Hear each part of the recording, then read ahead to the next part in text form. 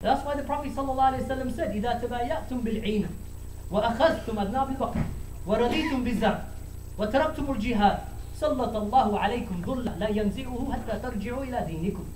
That when you start holding on to the tails, when you start partaking in riba, in a form of usury, ina, and you hold on to the tails of cattle, you become satisfied with the world, you abandon jihad, then Allah will send down His humiliation, and He will not remove His humiliation up until He returns back to your religion. What is the religion of the prophets?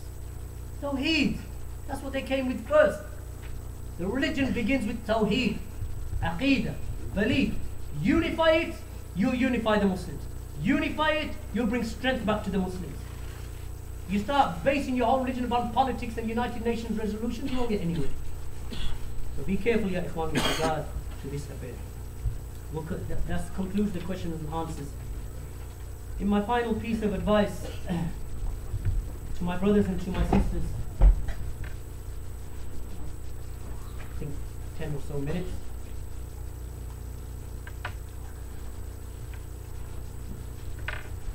That I encourage you, my brothers and sisters, with regard, first and foremost, to seeking of knowledge. First and foremost, to the seeking of knowledge, and the knowledge that we've mentioned, in the manner that I've mentioned, from the ulama, from the trustworthy people, and hold on to that knowledge. Once you have that knowledge, act upon that knowledge. And be patient. Call to Allah subhanahu wa ta'ala by way of it. If a hardship or calamity comes upon you, then be patient with it. Because this is what the Muslims have been commanded. Likewise, ya ikhwan, whilst you are living in this country, then be an example. Be an example, my brothers and sisters, to the non-Muslims. Do not be from those individuals where a non-Muslim looks at you and he thinks, I don't want anything to do with that religion of that man. Don't ever be in that position because of your behavior, that you have turned a person from seeking knowledge of the religion of Islam.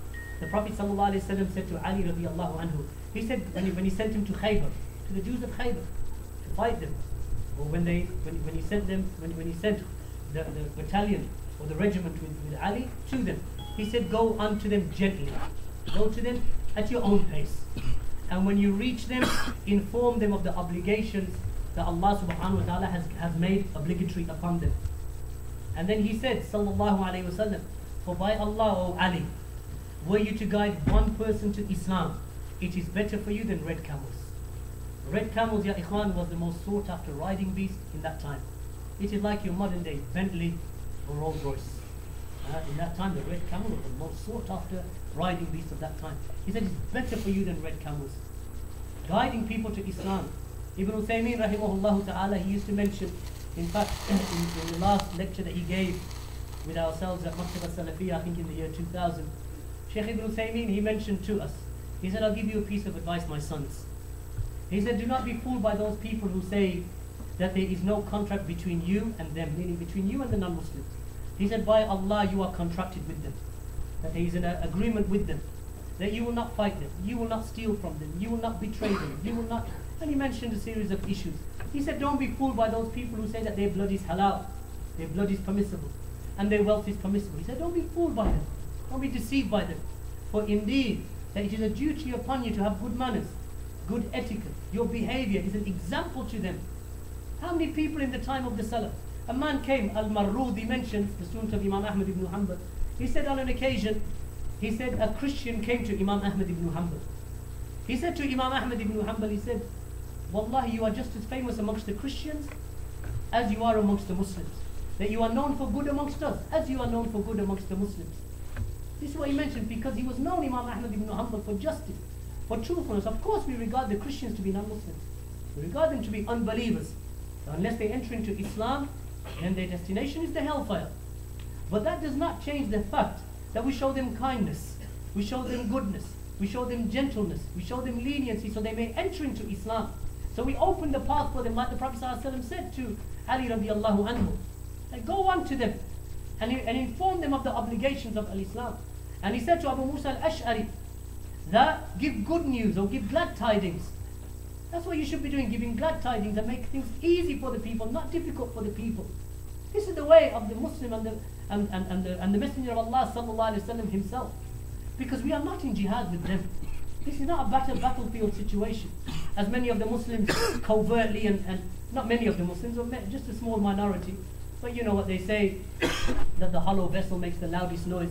Because they're hollow, their ilm is hollow, that if you shake them you won't hear anything because there's no knowledge inside of them. But they make a lot of noise. So sometimes the non-Muslims think that this is the general belief of the Muslim, that this is how the Muslim is to behave. No, my brothers and sisters, be example. Don't be from those individuals that you're sitting in a nightclub drunk and someone says to you, what's your name? You say, my name is Muhammad. A'udhu billah. This is not from our way, ya ikhwan. Just by your name you have given, look what da'wah you have given. You're sitting drunk, smoking in a nightclub or a bar, and someone says to you, what's your name? My name is Pete. What's your name? My name is Muhammad or Ahmed or Abdul Rahman. Ya ikhwan, don't ever put yourself in that situation. The name Muhammad, this is the name of your Prophet. Abdul Rahman, or any Muslim name. Be from those people who have honor, self-respect, that you're concerned about the effect and the effect of your behavior upon others. The Prophet ﷺ said that whoever directs someone towards good, then he will get the reward of the one that he has directed. Get the reward of the one he has directed without any diminishing of his reward. And the one who directs someone towards evil, then he will bear the burden of the sin who he has directed towards evil without his burden of sin being reduced. So be from those people, ya ikhwan, that are excellent in terms of your manners. The Prophet ﷺ said that I have not been sent except to perfect the noble character. Where's the noble character in beheading people upon the internet? Where's the noble character in that? Where's the noble character in killing women and children? Where's the noble character in carrying placards in the streets of London saying that genocide is coming to Britain and another 7/7 is coming? Where is the da'wah and the goodness of character in standing in the dock in a courtroom and you are being tried for trying to bring on explosives onto an airplane? Where's the da'wah and calling to goodness in that? Killing women and children is goodness? Where's the calling to Islam? Is this the way of the Messenger of Allah sallallahu alaihi wasallam? Wallahi, this is not his way. Don't be deceived by those people. Don't be fooled by those people. They have no knowledge. They have no ilm. They have no connection to the books of the Salaf and those early books of belief and creed from the earliest generations. And that's why they behave ignorantly. And that's why the Prophet ﷺ said that they are the Ruwaybidah, the despicable ones. They said, who are the Ruwaybidah? Who are they? What are the descriptions? He said, they are the ones who are young and small in knowledge, small in every regard. And they speak out in public affairs. They have no right to speak in public affairs, ya ikhwan. When they listen, stick your fingers in your ears. Ayyub as-Sakhtiyani, look how he used to nurture his children. Ayyub as-Sakhtiyani, rahimahullah ta'ala, the great alim, who died in the year 131 after the Hijrah. An innovator, a person of deviation came to him and wanted to talk to him. He said, I don't want to talk to you. So he started talking anyway.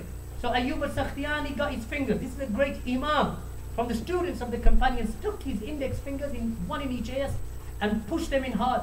His son, who was a young child at the time, he said, oh my son, stick your fingers in your ears. The more he was talking, the more he would say to his son, stick your fingers in, push them in harder, harder. For indeed, he may enter your ears and settle in your heart. We don't pay attention to those people, or to those writings, or those websites. Don't go to them. Don't waste your time with them. Don't be distracted by them. Wallahi, don't go to them and don't be distracted by them. Be careful about who you're taking knowledge from. The Salaf used to say, like Muhammad ibn Sirin, he used to say that indeed this knowledge, it is deen. This knowledge, it is religion. So look to whom you take your knowledge. Who are you taking your knowledge from? Zakir Naik, Osama bin Laden, Al Jazeera, BBC, Guardian. Have you opened any of the books of creed? Have you opened up Sahih al-Bukhari? Have you opened up the books of the likes of Sheikh bin Baz, or Sheikh ibn Uthaymeen, or Sheikh Salih al-Fawzan, or Sheikh Rabi', or Sheikh Muqbil? Have you listened to their lectures? Or is the internet and the news channels more important to you, my brothers and sisters? Wallahi ya ikhwan, wallahi, I swear by Allah, if you want success in your life, in your personal life, put in the rest of the world to one side for a moment, because you'll be questioned in your grave. If you were asked in your grave, Man Rabbuk, Ma Dinuk, Man Nabiyuk, what would be your answer? You want to ask, those angels are going to ask you in your grave, who is your Lord? What is your religion? And who is this man Muhammad? In a narration, and how did you know? In a narration that occurred. And how were you aware of that fact? Those two severe angels, black and blue angels, Munkar and Nakir,